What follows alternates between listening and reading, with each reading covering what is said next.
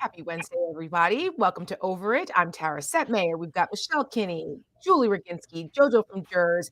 We are your Over It chicks talking politics and what we're over this week because there's never a dull moment and there's damn sure something that we're all always over, particularly when it comes to Donald Trump, this administration, and all the nonsense that they put forward every single damn day. So, oh, guys, this Epstein thing. I mean, I want to be over it, but I'm not because it's just so juicy to watch them tearing each other apart over it. And it's actually given a shot of life to the Democrats a little bit to finally go on offense and put the Republicans on defense. And I'm going to talk about that for my over it later. But Joe's over it. We're going to get right to it because it has to do with the Epstein stuff because it ain't going away. No matter how much Donald Trump tries to make it go away, it's not.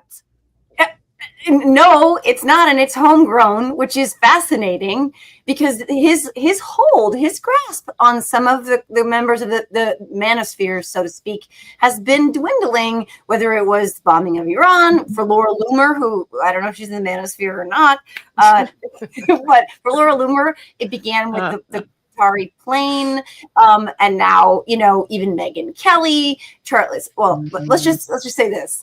It has been absolutely fascinating to watch them trying to make 2 + 2 = 5 when it's like they're so close. They're so close. Megyn Kelly, it was either a unicorn from Endor that was speaking in tongues that came down and did this, or it's a scandal that the sexual abuser who bragged about grabbing a woman by the pussy is trying to cover up. It is absolutely fascinating. It's not going anywhere. Heather Cox Richardson, who talks about the most, erudite and intellectual political issues of our time, she's talking about this now. And she's like, I slept on this. I didn't realize what a big deal this was. They are completely fracturing. He's melting down. It's not going anywhere. And today, just to add fuel to the fire, he went after his own. He went after his own supporters. And what did he call them? Did he call them weak? Did he call them losers?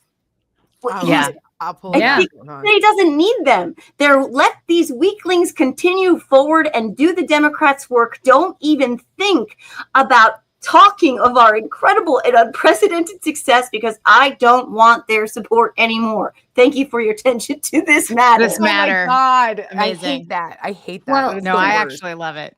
Can I just add something to what you said? Because I think it's so fascinating. You have all of these people going to Charlie Kirk's little young brown shirt convention. Young brown shirt convention. The brown shirt recruitment. I was going to use a different word, but I thought better of it. I call it the incel palooza, Julie. Yes, that's good. Well, I don't know what goes on down there. I'm not sure if they're incels or they're all just mating with each other. But regardless, they were all down in Florida this weekend, and everybody was pissed off. You had Laura Ingraham talking about how Pam Bondi has had in a platter. You mentioned Megyn Kelly. You had Charlie Kirk telling the Washington Post, remember, like fake news, but not anymore. The Washington Post that he's very worried about what Trump is doing because suddenly, young men may just not, these day traders may just not vote for him or vote for anybody anymore. And over and over, Gutfeld, you had all these people coming out, just Bondi's head on a platter for not releasing. Then Trump makes a series of phone calls. And all of a sudden, Charlie Kirk goes on his show and he goes, I trust the administration. And then you have all of Fox News, which was running with this nonstop, Jesse Waters and Ingram and all of them running about this Epstein stuff nonstop. Obviously, Rupert or Lachlan Murdoch or Suzanne Scott, the head of Fox, somebody got a phone call because suddenly you don't hear nary a word about Epstein.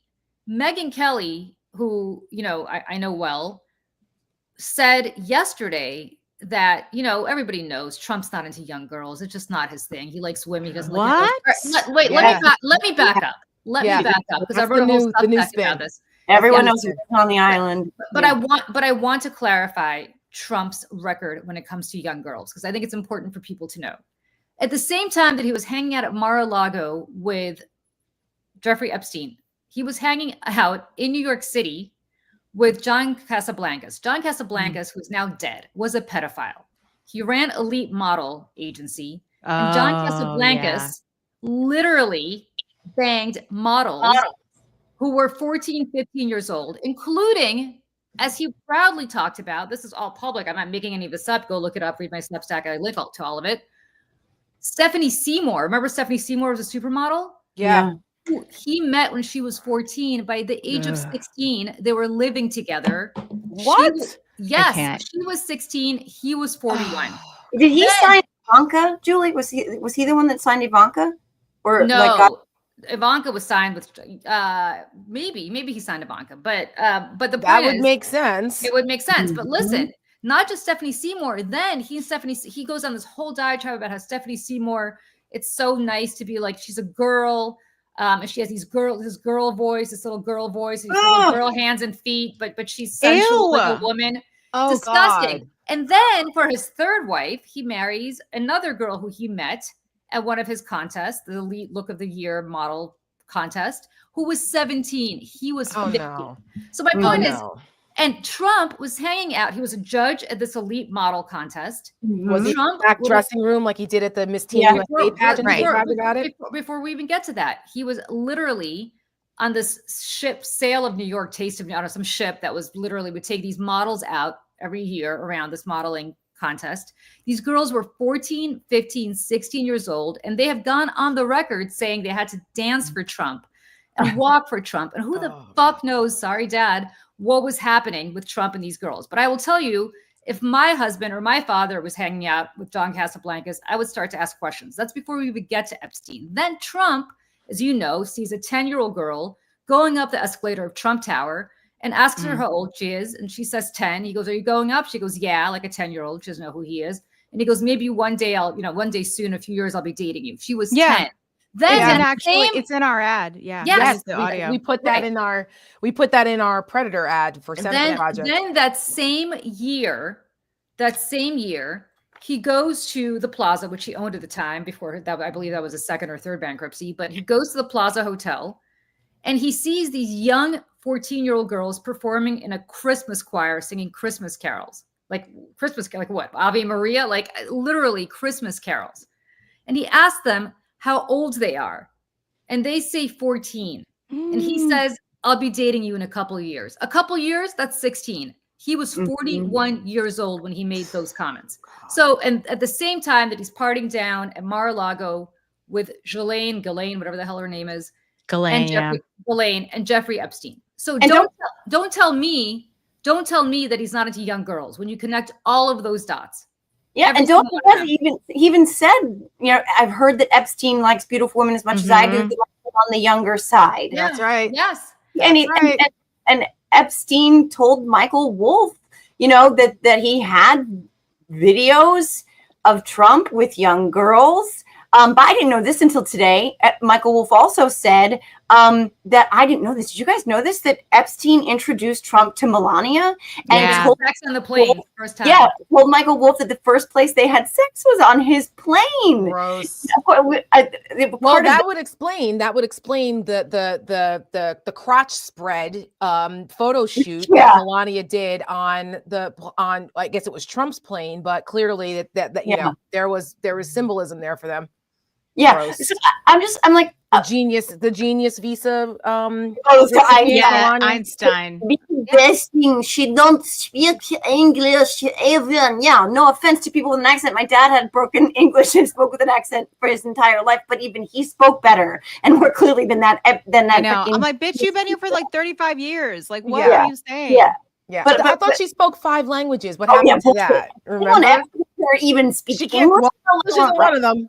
Right. So real quick, part of my over it, because Michelle pointed it out to me, because I had missed it, was Jordan Klepper at The Daily Show last night, just freaking doing what The Daily Show does best and what Jordan Klepper does best in calling this out in the hysterical fashion that they do this. And so, Michelle, thank you very much for putting this clip in. Let's just run that because it's funny. Oh, it is wonderful. It is. Everyone just to move on. And after initially pushing back, some of them are getting the message. I think the DOJ should immediately move to unseal all the Epstein documents in the Southern District of New York. Yeah. I think every file should be released to the public the same way as the JFK files. Honestly, I'm done talking about Epstein for the time being. I'm going to trust my friends in the administration. I'm going to trust my friends in the government to do what needs to be done, solve it, balls in their hands. Wait a minute. Somebody's The balls is in somebody's their hands, and it's he not says. that. Probably not the phrase I would use when talking about the Epstein files. The ball's in their hands. The shaft is in the courts. The taint is in the bread basket. What the are we doing here? A phrase you don't hear conspiracy theorists, free thinkers utter a whole lot is, I'm going to trust my friends in the government on this one. I mean, Oh, those so three good. 3 days apart on those clips where Charlie Kirk says in front of Incelpalooza that he wants those files released 3 days later when he gets the memo from up on high that this is not a thing. I have the files, I don't have the files. Why are you asking me about the files? There are no files. The files were Obama and Comey and Biden. And in that same clip, and in that same segment, he says, if Obama and Clinton and Biden had these files they created with his name in it to stop him from being reelected, why didn't they use them?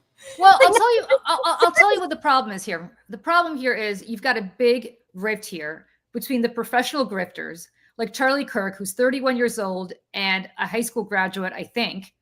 He went to community college, he didn't graduate. But the point is, Charlie Kirk would be living in his mom's basement in the Midwest, working at a mechanic shop if it weren't for Donald Trump. Right? 1,000%. Let's be really clear about that. He's a gazillionaire now. He's made He's a it's not because of his good looks, that's for sure. And the same thing goes, goes for Tucker Carlson, who got kicked out his ass out of Fox News, but now has found a whole new billionaire following over on YouTube. Because again, the conspiracy theories have been amplified by Donald Trump. He has access to Trump. He has access to all of MAGA, and he's created a whole new career for himself. Fox, of course, created this Frankenstein monster and now is completely controlled by him. And they understand that they would 1,000% lose all access to their audience because they did the last time. They remember right after the 2020 election, they crossed Trump for a few seconds, and Trump told everybody to go watch OAN or whatever the hell he told them to watch, and Fox started losing market share. So they're completely controlled by Trump. But you've got a huge Heritage Foundation, exactly. But you've got a huge split between the people who have monetized the grift and the true believers who are sitting in their basements thinking that Vince Foster was murdered by the Clintons, thinking that there's truly a porno pedophile ring being run out of some pizza parlor in Northwest DC. Which I think is Jack Posobiec started that, right? He Right. did. A basement. And that's my point. And It's like there's no basement in the Alamo. It was the same kind of dumb shit. And they truly believe that Epstein. Marge sent you. Sorry, keep going. They believe in all the stuff that, that bottom line that they know that they monetize, as opposed to the real true believers who 1,000% believe what they believe. And that's where the split is coming from. And Trump is siding with the deep state. Which means that Charlie Kirk is part of the deep state. It means that all of Fox is part of the deep state. And that's where this is coming from. The problem here with all of this is that it's almost like it doesn't compute. It doesn't compute, because if the MAGA base accepts any of the premises that Donald Trump is trying to give them to make it go away, then they have to admit either that he's part of the deep state or that he was lying to them, or all of it is a lie. People can't win. They can't win. They're winning out. And the way that Trump has handled it has made it worse. This rift is worse than it was 5 days ago. And it's like everything you're not supposed to do in crisis comms. Julie and I know this, being in politics. You could not handle this any worse. You're supposed to get ahead of it, just kind of say, put it all out there and then rip the Band-Aid off and then, don't have any more surprises. Donald Trump has changed the story 5 times. And then the grifter people, they went along with it because at first they tried to say we need to hold Trump accountable. And then the phone call came in and they're like, oh, God knows what they were threatened with. And they were like, oh, we're not going to fuck up our bread and butter. This is our golden goose. So we're going to find another way and excuse it. This is insane. Tim Pool. Yesterday. Tim Pool, who is part of the MAGA influencer grifter being paid by Russia. $100,000 a week. $400,000, right? A week or a month or whatever it was. And also and I just want to, he wears a little beanie hat in all months of the year. Oh, 'cause he's bald? apparently he's bald and doesn't want anyone to know or doesn't want anyone to see it. I mean, he So has he enough money wears- to get plugs, so I don't know why he's I don't Others understand do. either, but that's Marco just, Rubio it's did. just I'm a- sure he could give him the number of the guy that gave him his plugs. I mean, I It's- don't get why these guys. Listen, get Yeah. get the Bosley. But anyways, I say that just because, like, again, these guys are always peacocking that they're these like tough. Oh, the manosphere, I'm so tough. But like, they're these little nerds sitting at microphones with insecurities and big chips on their shoulders, and they get paid obscene amounts of money, and they are the people that nobody liked in By high Russia. school. Right, Yes. by They're Russia. Russian. They're those people who nobody liked in high school, which whatever, some of us don't peak in high school, but then some of us who don't peak in high school go off to be terrible people for the rest of their Yeah. lives. And Tim Pool, I think, is one of them. And Well, I let's wanna talk make a about what point he's talking about here. Right, I was what- just gonna say, I was gonna make Yeah, a go- point about that because Yeah. that's another spin that they're trying to put out in the zeitgeist because Democrats decided to put a bill on the floor. I think it was like Ro Khanna and a couple others Yeah. that were leading the fight on this to make Republicans vote on it. So Right. now, so what they were saying is Democrats are like, oh, okay, MAGA, y'all want the files released? Okay, Mhm. let's do it. Let's Yep. let's put some legislation on the floor. Let's make sure that compel DOJ to release Right. the files and let the Republicans now vote it yes or no. And the Republicans, all of them, I believe, correct me if I'm wrong, guys, voted against releasing the Epstein files now. So this is the way they're spinning that. 'Cause it's child porn. Including Marjorie Taylor Greene, by the way, Right. who talking out of both sides of her mouth, As and usual. moments Yeah. earlier and moments later said she believes in transparency on this issue and that she believes people should have every right to the information. And by the fucking way, sorry, Julie's dad, that bill was Byron Donald's bill. It was OMG. Republicans' bill that they wanted to force a vote on. And Yep. what did Republicans do? Nothing to see here. And by the way, It's yes. child porn. It's child porn. They got to stick with the talking points. It's Exactly. QAnon, this And whole protect- QAnon's whole thing. Yes, protect the victims. 1,000% protect the victims. You can do two things at the same time, but what they're doing, a la pretzel twisting, is conflating those things with the Democrats wanting to, put child porn out there. But notice, Joe, how they're flailing, because today it's child porn. Yesterday it was Obama, Yeah. Biden, Right. whoever, Right.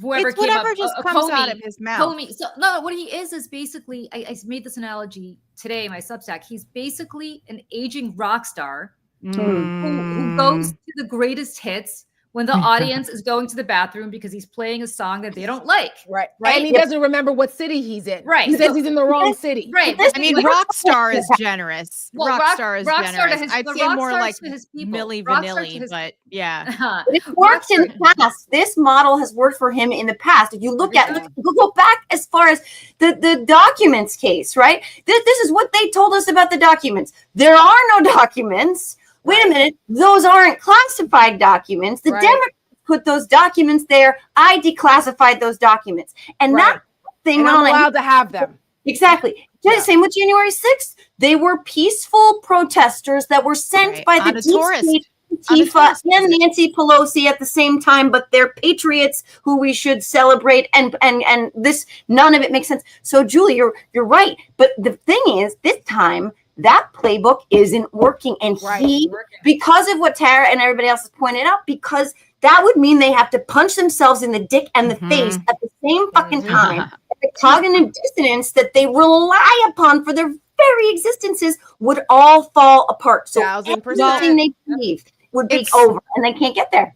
Well, yeah, and to the cognitive dissonance part of that, I jumped in when I was making dinner last night. I opened up my laptop and I joined in Denver Riggleman and Amy McGrath's live podcast in the chat. I was in the chat, and I had a question, and I asked from Seneca Project, is there a breaking point in the cognitive dissonance with the MAGAs? Because as we all know, it is a cult. Like, how is there a point? And if so, what is it? And Denver Riggleman, who, if you don't know him, is former congressman, expert in data analysis and disinformation. And he said that he thinks it's the Epstein files. He thinks that this is the thing that is eventually going to break them. Yeah, I was interested because for those who follow Denver and follow us at Seneca, Denver's on our advisory board, and he besides being our favorite girl dad, he's also like a total badass when it comes to intelligence, because he was an intelligence officer in the Air Force, worked in this space. He works on extremism. He was part of the technical team for the January 6th committee, and his team uncovered a lot of the stuff going on behind the scenes with data and all that with January 6th. He wrote a book about it. Wrote a whole book about it called The Breach. It's very good. You should read it. But he also is very well versed on Christian nationalism and extremism. And Conspiracy so when he and he has like it's funny, he has like a hobby on the side where he talks about like the wacko conspiracy theories, starting with Bigfoot. Right. He even wrote a book about that, making fun of them. But it all ties together because the same motivations for why people subscribe to these crazy conspiracy theories. It's a through line with why people are so cultish when it comes to Trump and MAGA and QAnon and how all of that marries together. So when Denver talks about this, I'm always interested. I perk up and listen to what he has to say and what his opinion is. And I'm not so sure that the Epstein thing is going to break MAGA the way we think. Maybe, because the way it's fracturing now, admittedly, is the first time we've ever seen it like this. Usually it's like a couple people carp and then it goes away in like 24 hours. Yeah, this is going on, right? Short-lived, a couple people carp about it, and then everybody's back, goose stepping down Pennsylvania Avenue. Yeah. Now, this has gone on for a full week. And it's gotten worse. There is no sign of retreat. The national media is all over it. Members of Congress are now all over it. And Trump is literally flailing and making up different things all the time. And so people are it is exposing them and exposing his whole game. So is it long-lived? Are people actually going to stay home in midterms in 2026 over this? I don't know. I think there's a way to reintroduce it and play some psychological warfare, political asymmetrical warfare with this issue come next year to remind people. Donald Trump lied about that. What else is he lying about? And especially as he speaks down to his supporters. Right. He's insulting his supporters. And like that, I think starts to get people when he starts to insult them. And then when they start to feel the effects of what he's doing, because people don't change unless they pay enough of a price, which leads me to my over it, because I'm watching the Democrats and what they're doing. And this is like, we talk about this a lot because we're all very, very critical of how the Democrats have not been meeting the moment and fighting the fight that they need to. This issue, at least they're stepping up. However, I get concerned about them chewing gum and walking at the same time, because yes, they need to kind of put them on defense on this Epstein stuff, just to point out the hypocrisy. But they also need to not lose sight of what Trump and MAGA are doing to sell the big, beautiful boner bullshit bill that is now law. And they're out here this summer on a tour to sell it. Donald Trump already did that on July 4th, took a victory lap. He was in Pennsylvania yesterday. We all know how important Pennsylvania is. And now today, J.D. Vance is on the propaganda tour to sell this bill to the people in Pennsylvania 8. That is Lucerne County. Julie, you know that area well out there. This is part of those suburbs of Philly and those parts of Pennsylvania that are swing districts that go all the way up there. I think Allentown and stuff is up there. It's like, that whole area was crucial in Donald Trump winning the election. And the swing district where J.D. Vance is going to be today and in the next half an hour, that is a district where a Republican freshman knocked out a Democratic incumbent, a multi-year incumbent, and won by about 1 percentage point. So about 7,000 votes. This is the type of swing district that Democrats must win around the country if they think they're going to take back the House. So when we saw that J.D. Vance was going there over the weekend, I mentioned it to some folks in a chat that are plugged into DNC stuff. And I said, hey, is anybody doing anything on the Democratic side to counter message this to this visit? Because he's going to a swing district that they know they need. This is what they should be doing. If I were on their side, that's what I'd advise them to do. And there were crickets. I didn't hear anything. And I was like, summer Fridays, Tara. That's right. Summer Fridays, it's the weekend. We're not going to really send out our top line, messaging for you guys. On top of things on the 'Cause it's weekend, the even though the summer. entire country's on fire. Right. That may or may not have been an actual response. So we at the Seneca Project, Michelle and I'm like, we need to do something. I was on MSNBC last week saying if Democrats want to regain the House, they better learn how to win again. And you have to go on offense. So we practice what we preach. Today, we made a quick 30-second ad. We put it out digitally. It's now geofenced around the venue where JD Vance will be speaking today. So as of right now, the people who are standing online waiting to go into Don's machine shop, wherever the hell he is in Pennsylvania 8, they're getting this ad. Yeah, West Pittston, is that the place? They're getting this ad on their phone while they're waiting online. And it's being blasted out to other areas of that district because somebody needs to. If the Democrats aren't going to do this, we're happy to be here at the Seneca Project to lead the charge and practice what we preach. And hopefully someone will go, oh yeah, that's a great idea, and scale it up because we can't do it alone. But at least we're going to lead the charge. So I just want to show the quick 30-second ad that we did. It's quick and dirty. You got to keep people's attention and at least put it out there because nobody else seems to be doing it. Do we have it? Yeah, I'll play it right now. Okay, awesome. Donald Trump betrayed you. Did you know Donald Trump's big, beautiful bill is taking away your health care? It's closing hospitals in your communities. It's kicking your mom out of her nursing home. It's taking food away from hungry children. And it doesn't even reduce our debt. All to make these guys richer. It was all a lie. Does that sound beautiful to you?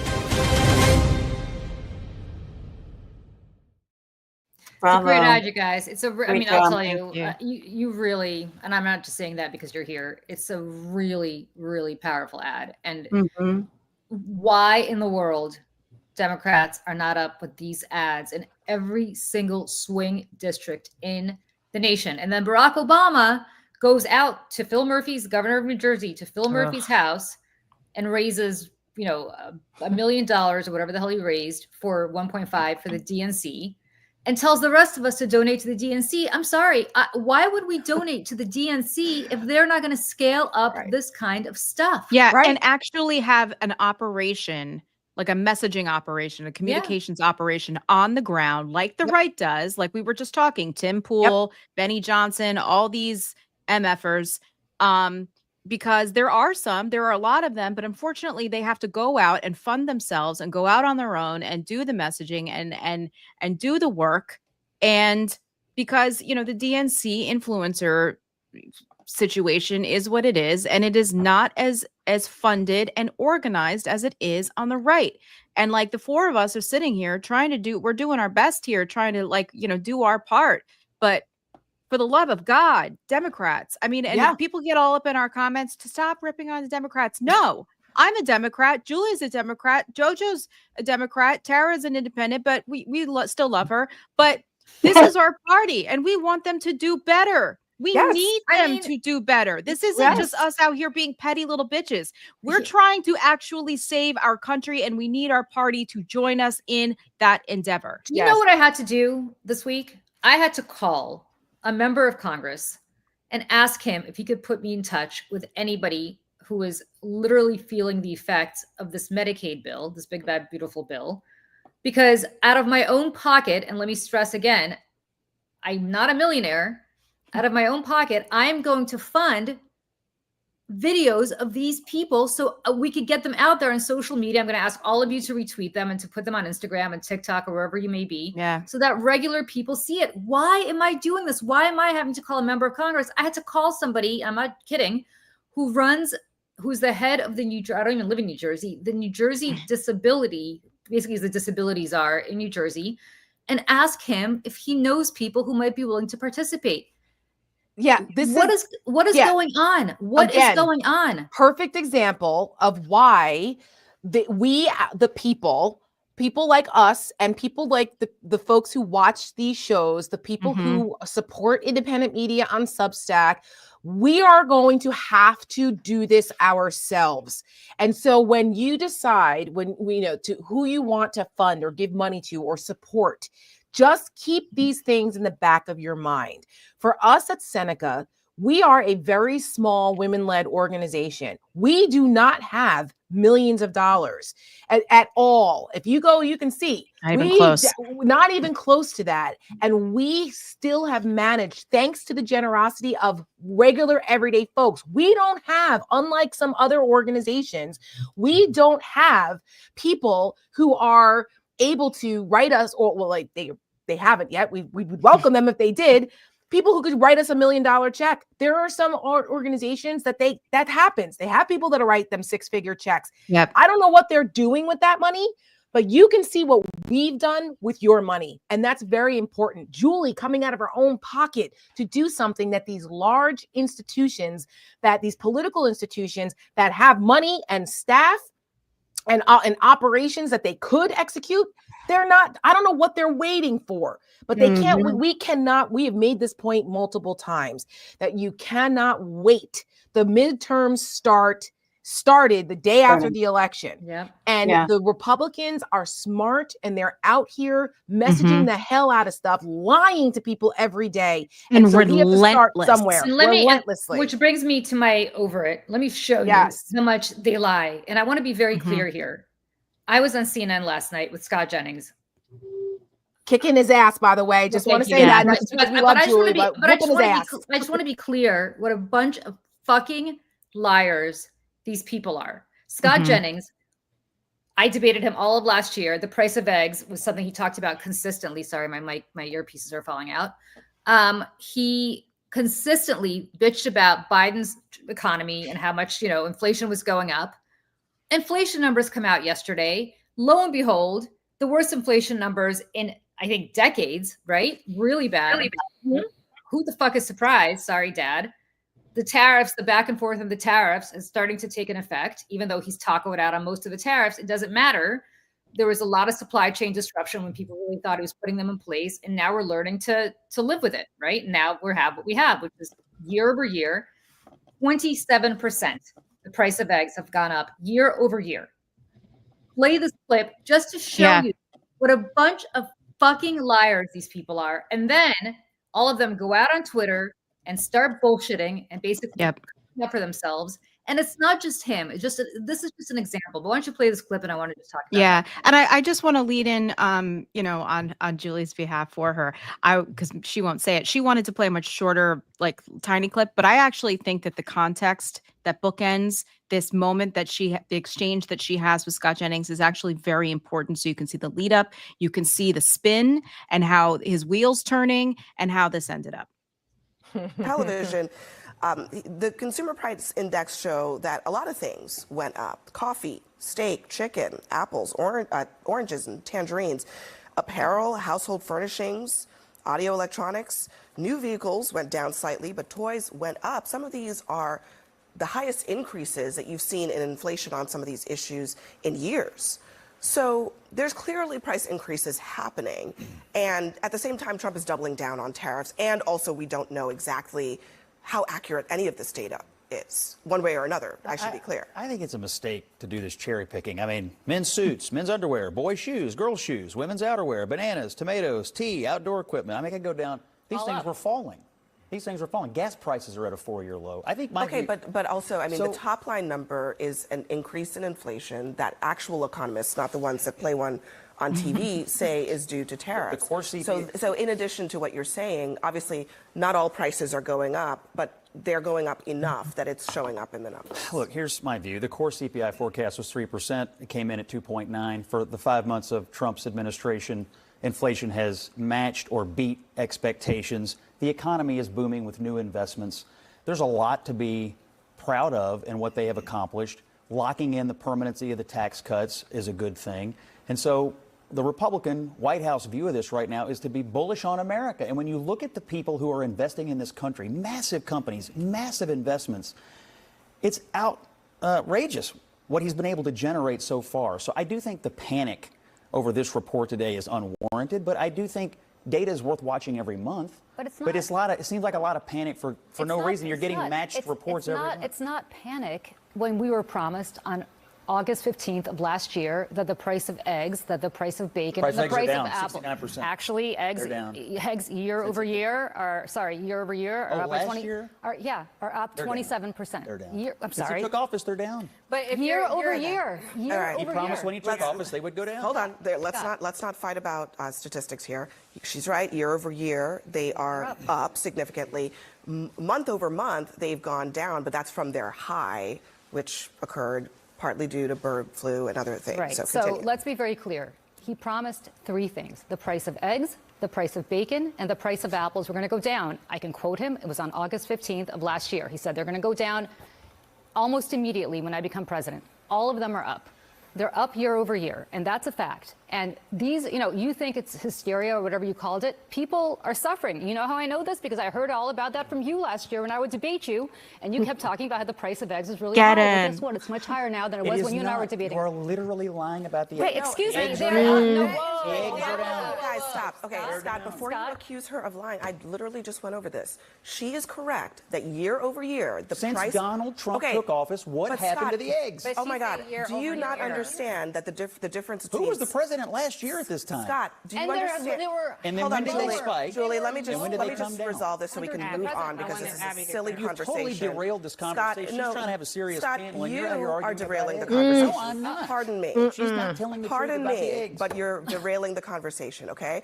I think people have the ability to understand the difference between the price of eggs today and the price of eggs a year ago today versus what you would prefer to talk about, which is the price of eggs when Donald Trump was inaugurated. You're just talking about two different... his policies? You're talking about two different time horizons. Yes. Yes, and So, yes. could I just say this? First of all, I wish Abby had not jumped in because I could have taken care of it myself. Yes, But- I know. Yeah, but I will But say she's got to assert herself. It's her show. Yeah. And Yeah, many people have I been get like, it. oh, she gets run over by people. Well, Okay, if you wouldn't whatever. have to, but she should have let you answer. You should have let me answer it Yeah. because I spent 10 years at Fox dealing with assholes like this, and I don't need somebody else.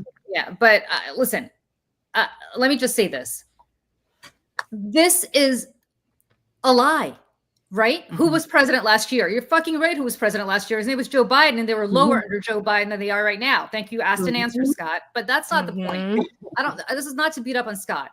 This is to Please do. Well, he deserves it. But this is to simply say that they will stop at nothing. They literally have statistics that their own government releases. Yeah. It is released by the Bureau of Labor Statistics, which is run by the Commerce Department. Howard Idiot Lutnick is in charge. And they're releasing these numbers. I'm not making them up. And the problem here is that they don't give a rat's ass because all they want to do, I'm so sick of these earpieces, all they want to do is talk about their bullshit. They make stuff up over and over and over again. And Democrats, to your point, Tara, are sitting around being like, if I put this markup into committee and then we have a reconciliation bill, and like, what the fuck is going on? I know. Get with the program. Charlie Kirk has like 4 events a year. These insult paloozas. He's got one in Florida over Christmas. He's got a bunch in Arizona. He has one in Florida here over In the summer. But the one that they just yeah, did. and he shows up on college campuses and debates people openly, films the whole thing. CPAC has their thing once a year. Then they go on their multiple now. That's my everywhere. point. Then they go on their Nazi tours to places like Hungary where they want to learn from Viktor Orban as to how to be dictators, or Erdogan probably next in Turkey. And the problem is that we're sitting around writing sternly worded letters, Barack Obama going to a millionaire's house. And I have seen Phil Murphy's tax returns, and they're quite extensive. Let me tell you, you don't go to Phil Murphy's house and talk about how Democrats need to get out of a crouch when the fucking governor of New Jersey, a Democrat, runs to Bedminster every 5 minutes to kiss the ring of Donald Trump because he wants to cover his bases. Yep. That's what I'm talking about. I don't understand what The problem here is with why we're sitting here and not giving it to these guys the way I did last night on a daily basis. It should not be me. It should not be you, Tara. It should not be Joe and her podcast. It should not be Michelle and her podcast.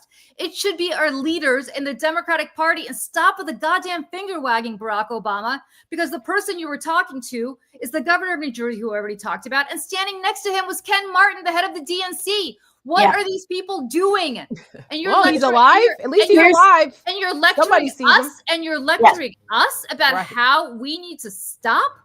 Yeah. No, listen, Julie, I agree with you 1000% on all of this. And one of the things that I have been imploring them to do is to get out there more and more and go actually talk to people, to talk to actual people. And some of them I'm going to give credit where credit is due. Maxwell Frost, Chris Murphy, Ruben Gallego even now is going into places like South Carolina. I will say I have tried to implore them to do more of these in-person things because of many things, CPAC and Turning Point, but because there's now going to be even more deserts thanks to this fucking rescission bullshit where they're going to strip even more small media out of towns where people are not going to get their information from anywhere but these mega channels like Fox and OAN and shit. So there's even more of a vacuum where we need to go in there in person where people can actually communicate with real people. And also, when this bill is polled, when people actually know what the fuck or have some sense of what the fuck is in it, 6 out of 10 of them across the political spectrum are saying this is really bad. And the Democrats should be taking that gift, unfortunately, that is just how awful this fucking thing is, to James Carville, who, whatever you think about James Carville, I think he said this is polling worse than any legislation in the last, I don't even know, since they've been tracking this shit. It's that bad. The Democrats need to grab that by the balls, to borrow from Charlie Kirk, couple it with the fact that there's blood in the water. They are wounded right now. They are fractured. They are firing at themselves. What we need right now is to go so hard on offense, take our own project, as somebody was talking about, I forget his name, Michelle put it in the chat, 2029, go on offense, be strategic, and communicate the real costs of what is happening and the corruption and the fact that Donald Trump and Republicans do not give a shit about you, so much so that they don't even care about their own base anymore. He called them stupid about 10 minutes ago. He called anybody in his party who cares about the Epstein files stupid. So right now, Democrats need to seize on all of this, all of it, and go out there and actually communicate it in a way that people will want to engage with it and don't talk at them. No sternly worded letters, no pictures with baseball bats, no acoustic guitar songs. Has to find words that rhyme with suicide. None of that. Listen, but Joe, I'm sorry. Let me add something, because you mentioned Carville. This is the same guy who all of these people listen to, because Chuck Schumer and James Carville and Dick Durbin and all those people all came up together. They all came up together in the 80s and 90s. And I'm old enough here.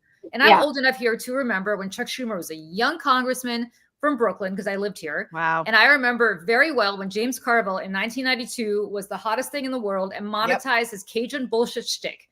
And now James Carville, at the age of 80-something years old, is telling Democrats, and I quote, to play possum and don't do anything. And then James Carville, we talked about this briefly on Saturday, I think, went on some podcast and literally talked about how Democrats are scolds and nags because, and I quote, you can't do that. No football. No hamburgers. How many calories does that have? Do you know what that does to you? Beer? No, you should be drinking a nice fruit spritzer or something. And I'm quoting him, and I'm like, oh, get off my back, right? And then if you have sex, you must wear a condom.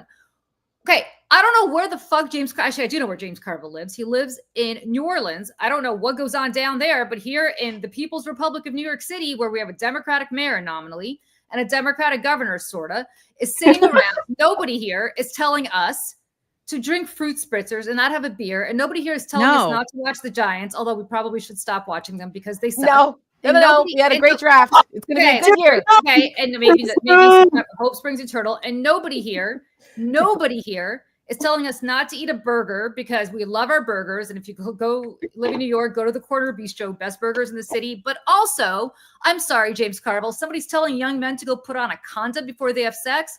Oh, heavens to Betsy. How dare we? How dare we try to prevent STDs and unwanted pregnancies? These are the people but wait a second. These are the opinion makers in the Democratic Party right now. And that's why we find ourselves in the position we find ourselves. Well, they won't let go of the old guard. They won't let go of the establishment. They just won't. The other party turned themselves into a cult, and the Democrats are like, we're just going to keep running the same playbook because that's not the definition of insanity.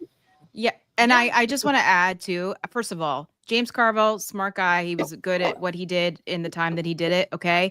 But first of all, he should be thanking Ross Perot for his first big win, because Ross Perot had just as much to do with that win than anybody else, because there was a split in the conservative vote. And that's just kind of what happened.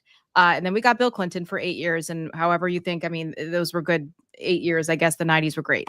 But listen, I love Barack Obama. I was at both of his inaugurations. I stood in the cold. I've got, pictures of him on our wall from the New York Times, okay, hanging in my apartment. But I'll say he was the guy for the moment.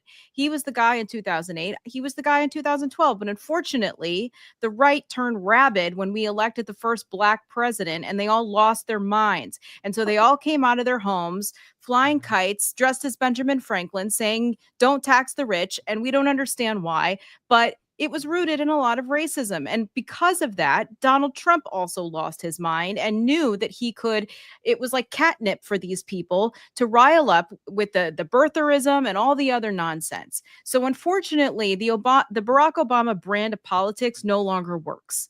And I love the guy. He's whatever, but like, he has to stop telling everybody else what to do and how to do it. Stop with the finger wagging. Stop with the finger. It's the constant finger wagging. You know what? Yeah. Rather than, I don't know who he was talking to when he went to Murphy's house last weekend.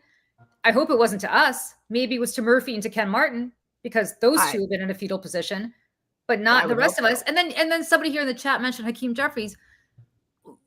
I watched this little press conference about asked him about Epstein. It was like you could see the wheels turning, parsing every single word. Yes. I'm going to take They're a long so pause. afraid. What are you afraid of? He does it all the time. The files. Release. You know what he should have done? Look straight into the camera and said, "Mr. President, make good on your promise. Release the files. Stop protecting pedophiles." Exactly. Because that's what Republicans do. They do that all the time. That's another reason. Like, see, what's happened is that Republicans were able to take some of the progressive virtue signaling during the Obama years and cherry pick those things and turn it around to turn it into the woke police. They're telling you what to do and all of that. Right. And then now it's gone over to the transgender issue and all of that. They cherry pick these cultural issues. And that's what has lost elections for Democrats, because they were able to take some of those things and say, look what they're telling you to do. Eat arugula. How dare they? If I want to eat a cheeseburger, I will. Go exercise and touch grass. How dare you tell me that? But meanwhile, they're okay with RFK Jr. telling you to do all these things and do the cognitive dissonance is wild, and volumes will be written about the sociology behind this. So the problem here now is that Democrats need to stop with the qualification of every single word out of their mouth, still worrying about focus grouping this or that. And like Julie said, you look dead into the camera the way Gavin Newsom was doing. I mean, we all have our reservations about him and the authenticity factor, but people were like, you know what? If this guy's going to look in the camera and say, "I dare you to come and arrest me, Donald Trump, come and get me." People and were really like, mean it. And people were like, "Holy shit, yeah!" That's what they need. But it has to come. You can't but then don't go play banjo or wherever the hell he did on the other day. The other thing is come on, dude, you gotta know how to do it. But that's why for us as messengers, what was effective about that 30-second ad? We came right at you and said, Trump has betrayed you. Yeah, Donald Trump betrayed you. You have to say it as simply as possible. Exactly. As simply as possible. That's where this Epstein thing comes in. That's where the Epstein thing is the perfect vehicle, unfortunately, to carry that message. Because on the backs of him promising this thing, this shit that he stepped in because he created the shit pile, it all it does is exemplify that he lied to you, that everything he ever promised you, he never meant to deliver. It is a vehicle that people understand because it's very simple. It is salacious. It has been around in the news, whether you're a conspiracy theorist or not, for a very, very long time. So you put that as the mantle on which you carry all of the other betrayals, not just on Donald Trump's part, but in Republicans' part. And the last part I'll say about this is that John Ossoff, who is back from paternity leave. Congratulations to him and his family. Yes, he and up did for re-election in 2020. Yes, in a very important seat, and who knows what his aspirations are beyond that. But he did do that exactly like you guys are talking about. The other day, he gave a speech and he went straight for it. He went right to the jugular at Epstein and he asked, "What are you hiding?" That's how you have to do it. You know why? Because he's younger. Yeah. Ossoff is one of the youngest members of the Senate. So he's a little more connected to like everyday what's happening and the way people talk to each other. He's not as caught up in the old establishment stuff. Yeah. So that's another, there's a generation gap here with that too. He's not as entrenched in it. You guys, So let's move on to Michelle's over it because we are I don't want to shortchange her. We've only got a few minutes. I want to make sure I don't have to rush through this. But the first thing I do want to address about the ad, somebody named Red Shoes in the chat said, "I only see your ads when I come on here. I only see your ads when I go online. Why don't I see them everywhere? Because we don't have millions of dollars." To run a national ad, especially on television, costs millions of dollars, sometimes a day. As much as we would love to run them everywhere, if you know anybody who's got that kind of money, please send it our way. We would love to put it everywhere. But for now, the people who we want to see that ad, we usually will target digitally in the areas where we want to. So today, like we were saying, in Pennsylvania's 8th congressional district, which is Luzerne and Lackawanna counties in Pennsylvania, are going to see that today. And perhaps in the following days, because we have a number of voters that we're trying to reach and we have to make sure that we get to them. So I'll say that first. But the second thing, and I want to bring this back to the Epstein thing and why it matters because of the MAGA thing, right? Because the fracture in MAGA, but also because women were the centerpiece of the 2024 election. And then when Donald Trump won, we somehow went to the back of the line and nobody gives a shit about us anymore. And the problem is a lot of women don't give a shit about ourselves anymore. And I want to just play this really quick because this is a Christian nationalist pastor who we have talked about on our shows. Oh, and this is him just in the last couple days. Webben. Well, this guy. I don't think that it's like, well, I disagree with Pam Bondi because I think she's hiding the Epstein files. And I'd be like, yeah, but also I don't like Pam Bondi because she's a woman and she shouldn't be in public, not in politics. Like the meme is like, you and I are not the same. You don't like it for this reason. I don't like, it's like, I don't like Pam Bondi because of her positions. I'm like, I don't like Pam Bondi because she needs to be at home. Yeah. So I say all that because there are people, the Christian nationalists, right, that say all this crazy stuff. The Republicans say all this crazy stuff. And a lot of men and Democrats, by the way, pretend to care about women. And it's all performative nonsense because when behind closed doors, a lot of them talk to us like we're children. I'm just going to say that. It happens all the time. It's infuriating. Not to mention on a legislative and policy perspective, we are losing our rights every single day. And there's legislation happening in many, many states in this country to take away our rights to our bodies, to birth controls, for medical decisions, and to protect us from abuse. And why I'm bringing up my over it is Brad Pitt. My over it's Brad Pitt. And you're probably trying to figure out why. Okay. If you've noticed, he's everywhere right now because he's got this F1 movie out, right? Every time I turn on Apple TV, I have to watch some stupid ad about his car racing movie. No offense to people who like car racing. I don't like it. So here he is. Brad Pitt is fooling you. This is in Vulture. This ran in the beginning of June, okay? I'm just going to read the beginning of this. Brad Pitt's carefully choreographed press tour for the F1 movie, continuing to work with crisis management publicist Matthew Hiltzik, who has represented Johnny Depp. We all remember him. Justin Baldoni, who's been in his situation with Blake Lively. He has made a concerted effort to reestablish himself as an emblem of unaffected, undiluted movie star cool. Okay? Because if we need a reminder, there are court documents alleging that during a trip on a private plane in 2016, he threw his then wife, Angelina Jolie, against a wall, shook her, poured alcohol on her when she was trying to sleep. And when their children tried to defend their mother, Brad Pitt physically abused one of their children. 5 days after the flight, Jolie would file for divorce. It was only finalized in December of 2024. And in the years since, Brad Pitt won an Oscar for Best Supporting Actor in Once Upon a Time in Hollywood.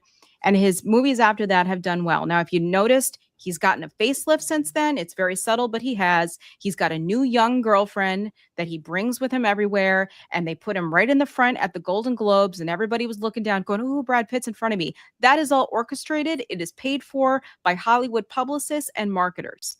Okay. And why this matters? Because culture matters. Culture matters in this moment as much as anything else.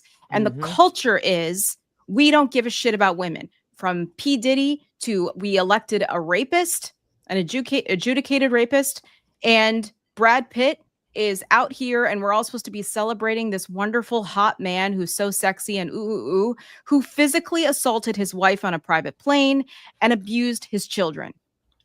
And because he's got millions of dollars and a lot of power, he's able to pay for a press tour to rehabilitate himself. Now, if Brad Pitt can do that, imagine what the leader of the free world can do and the people around him. And that is why all of this matters, because at the heart of this, and we've got a long list of things that we need to be fighting for, and at the forefront is our democracy, because without it, we have nothing else.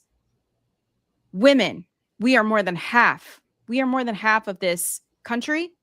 And we cannot allow the right and these crazy people like Charlie Kirk telling young girls who saying that they want to go to college for political journalism, that instead of doing that, they should just focus on finding a husband and having children. That's something that actually happened. Terrible. We cannot forget about ourselves, because this is what women do. We take care of everybody else before we take care of ourselves. So I just want everybody to remember this. Remember, every time you see Brad Pitt on your TV screen or on your phone or anywhere else, that he physically abused his wife and his children, and he is paying for you to forget about it. And his just excuse, like everybody else. And his excuse, Michelle, before we go, because I know we have a hard out soon. Yeah. His excuse is, well, I was an alcoholic then. No.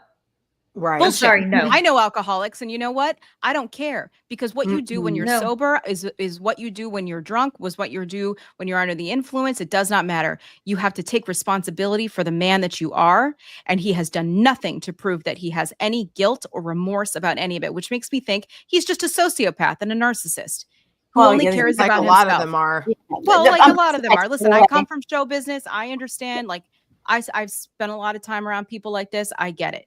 All right. But somebody said, does Charlie Kirk have children? Yes, he does. Yes, he does. Yes, he does. So does Stephen Miller. They so procreate. Stephen Miller. Yeah. Multiple. So we cannot allow them to define this, and we cannot forget to take care of ourselves, because we are important, and we are the people who bring life into this world. We are the ones who take care of it, who take care of the calendars and the schedules and the budgets for the households. And we are the ones trying to form organizations like the Seneca Project and Lift Our Voices? I'm sorry. I'm like I can't. Lift Every Voice is the Black National Anthem. I know. I'm sorry. I'm very like, my blood pressure is like through the roof right now, because I'm so angry about this. And JoJo, I mean, everything that she's doing and preaching about her kids and her experience in this world, we are all trying our damnedest, and we cannot forget about ourselves, and we cannot forget about ourselves in the workplace, in our homes, in culture, in our churches and faith centers, and in the media space. So don't forget that we are being sold a lie on many, many, many, many levels, and we cannot allow them to create this narrative, because if we don't stop them, they will. So. Amen to that. And I know Michelle is getting ready to recite the Black National Anthem. Yes, I'm sorry. Irrespective of I'm politics, sorry. Irrespective of politics, because it's on both sides. It's a lot of male allies out there, and there's a lot of 100%. Men out there who very much want to hold on to their power. That's right. Yes. It's not about male. It's not about male bashing or any of that. It's just speaking truth to power about what we experience every day as women and what culture does to us, and we live it every day. It's a lived experience, and men should, instead of getting defensive, should take a look and think about, we're not all making it up. maybe just No. be self-reflective, you know? And Well- another show I'll go on about like what's going on with Uber right now and the sexual assault that's happening in Uber and how many millions of dollars they're spending to minimize their exposure legally to their drivers sexually assaulting riders. Okay? So like Yeah. this goes across many parts of our lives and our safety. And I wanted to say that because I just feel like it needs to be said because not enough people are talking about it. And Julie and Gretchen Carlson, I apologize for getting the name of your wonderful organization wrong when I was on a roll. And Speaking of I'm Julie very, very Gretchen sorry. Carlson, I've got to run because I have to Yes. do a podcast for Lift Our Voices for our Yes. organization where we talk about this all the time. Yes. Yep.